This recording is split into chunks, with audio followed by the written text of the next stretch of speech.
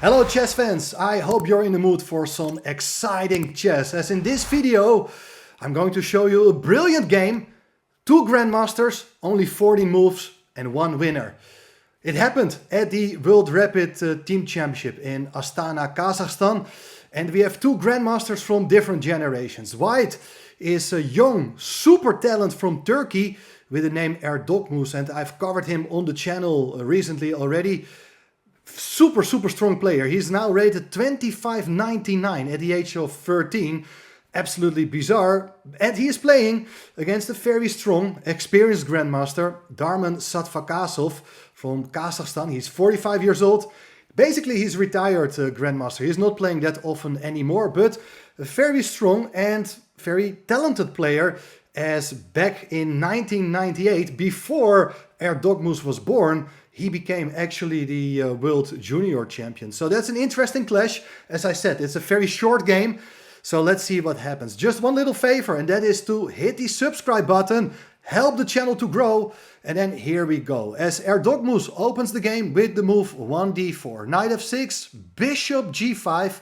That is what we call the Trompovsky opening. And now black has many different ways of responding to this move. White is probably intending to take on f6 and give black doubled pawns on the f-file. So you have ideas, for instance, to put a knight on e4. That is a move.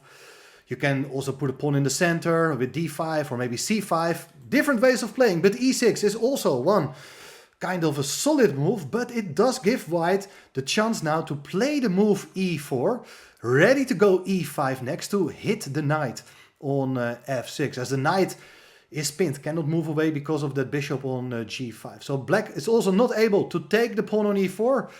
Black played the move h6, attacking the bishop. And if the bishop goes away, then probably black will follow up with the move g5 to unpin. So better don't keep the bishop on the board. You trade it off for the knight on f6. This is part of white's strategy.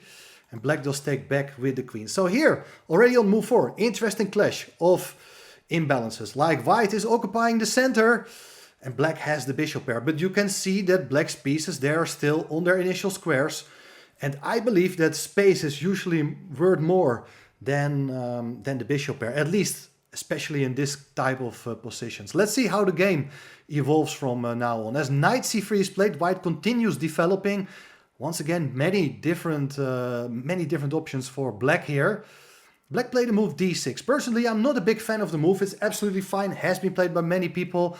I would prefer something like bishop b4. Looks like a more active way of playing to exert a bit of more pressure on the center. Has been seen as well, but let's focus on d6. White played the move queen d2. So that's interesting. White doesn't develop his pieces from the king side yet, as after the move c7, c6, black is trying to cover both the d5 and b5 square, preventing that knight from c3 ever coming to one of these squares. But now white castles queenside. That is also very good move. King is safe, and very soon you can decide on how to develop your pieces at the other side of the board. Or possibly you can play a move like f4, putting another pawn in the center, followed by knight f3. And with this space advantage, you have all the chances to build up some nice attack. Now, therefore, to prevent that move f4, black played here e5. So controlling that square, and white no longer going to play that move f4, played here knight to f3, adding a bit of more pressure against the pawn on e5. So black played the move knight to d7. By the way, bishop e7 with the idea to castle is something I would prefer. Get that king out of the center, guys. But knight e7 has been seen here as well. And look at this. This is very interesting, as now maybe this comes as a surprise, as white releases the tension by taking on e5. And I say surprisingly because black can always take back with the pawn. And now, if you get a chance here as black to put your bishop on b4, for instance, or on c5, I mean, that's great. I mean, the pawn on d6 is no longer there, so black can get out that piece, you can castle, and black is absolutely fine here, if there's no tactic. But I'm asking you to pause the video here for a second, hit the subscribe button again, by the way, very good, thank you very much. And can you see here the best move for white to destroy black's position? That is my question here. Let's have a look, as the move played by Erdogmus is absolutely amazing. He played here knight to b5. That is something you don't see coming at all. Black has just played the move c6 to prevent the knight coming in either to the b5 or d5 square. White is all of a sudden threatening a knight fork on c7, winning the rook in the corner. And how to deal with it? I mean, the principled move, of course, would be to capture on b5, which was not played, but we have to understand first why black is not going to capture the knight. Well, there's bishop takes b5, and now the bishop is threatening to take on d7, and with the rook and the queen on the d-file, it can lead to mate very, very soon. So black, for instance, should try here something like queen e6, try to keep everything defended. I mean, the knight on d7 is 3 times attacked, but also 3 times defended, so you cannot break through here yet. Though, look at the next move. Knight takes e5, crushing knight sacrifice. I mean, you're hitting the knight on d7 for the 4th time, so you're about to regain the piece. Taking with the queen on e6 just allows white to take on d7, as we get to see. For instance, queen takes e5, bishop takes d7. If you do take back, there is queen takes d7 with checkmate, thanks to that rook on d1. Instead, king e7 could be considered, but then you can simply take on c8. You have regained the material. In fact, you're 2 pawns up, and the attack is still going on. As after, let's say, rook takes c8, you're still running into queen to d7 check. King goes away, and then you pick up the rook on c8. You're up the exchange. And, well, white is completely winning at this point. So, knight b5 causes black a lot of trouble. How to deal with this threat of knight c7? Well, black played here this move king d8. So, knight c7 is not possible. And what is white going to do now with a knight? That's what you're maybe wondering here. Well, look at this. White played the move queen a5 check. Very good move. The knight is pinned, so cannot block by going to b6. The rook is there on the d-file. So black played instead the move b6, solving the check, hitting the queen. But then queen goes back to c3. Nice little provocation. You could have gone to c3 right away, which is also good.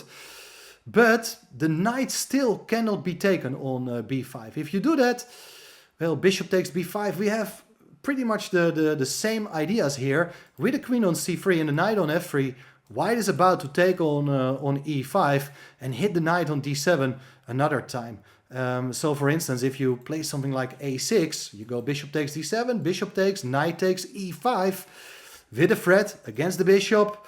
And even if black is able to defend here, you have ideas to go, let's say, something like rook d5, rook d1. You can double on the d-file, or you can even triple down on the d-file by adding the queen to that file as well. Black is absolutely unable to set up a defense in time. For instance, if you go bishop to d6, well, there is this beautiful idea of rook takes d6. So the d-file is reopened again. Queen takes rook, and this knight takes f7, and on the next move the queen is going to be taken. Therefore, back to the game, after the move queen c3, black is still not recommended to take the knight. Sadvakasov went here for the move a6 to hit the knight on b5. Now with another pawn. So here the threat is serious to take on b5. But look at this. There is knight to d6. Looks like that was the impossible square not available to the knight. But if you once again take that knight on d6, it's queen takes c6 with a double attack on the rook and the bishop. If the rook goes away, you take with the rook on d6, you've regained the piece, you're up a pawn, you move the bishop, you get in the other rook, and it's going to be mate very, very soon. While after anything else, let's say you go bishop to b7, simple is just to take with the queen there, you're a pawn up and still having fantastic attacking prospects. So back to knight d6, the knight is standing there, the knight is safe, and the main point of this move, of course, is that with white's last move, Erdogmus is about to take with the queen on c6, as the queen on f6 no longer defends that pawn. Now, the game was abruptly ended here by black's next move, as he played king c7, defending the pawn, attacking the knight on d6, forgetting about his defensive setup, as all of a sudden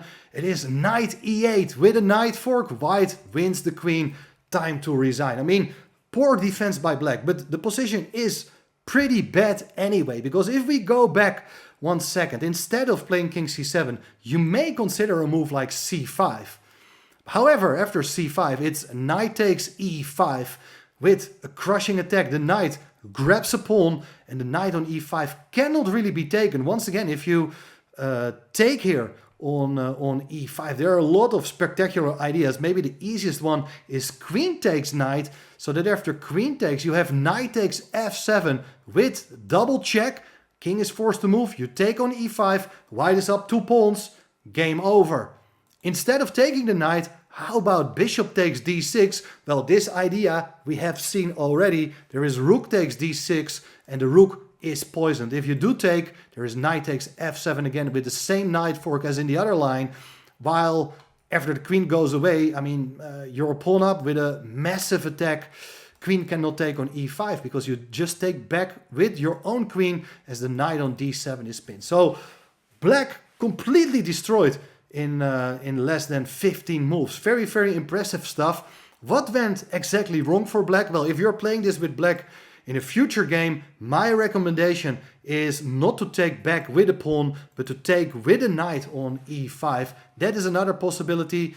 Looks like it's playable, but as long as the pawn is there on d6, the pawn is kind of weak, requires permanent defense from the bishop, but also the bishop cannot be activated. So, well, the position is a bit awkward, a bit unpleasant to play for black. And well, Erdogmus just played brilliant attacking game with his stunning piece sacrifice of knight b5, and only a few moves later, well, black's position just collapsed. And, well, he even dropped his own queen. So, well, thanks for watching this video. Let me know in the comments, what do you think of this game? What do you think of this trap? And we see each other very soon again. Bye-bye.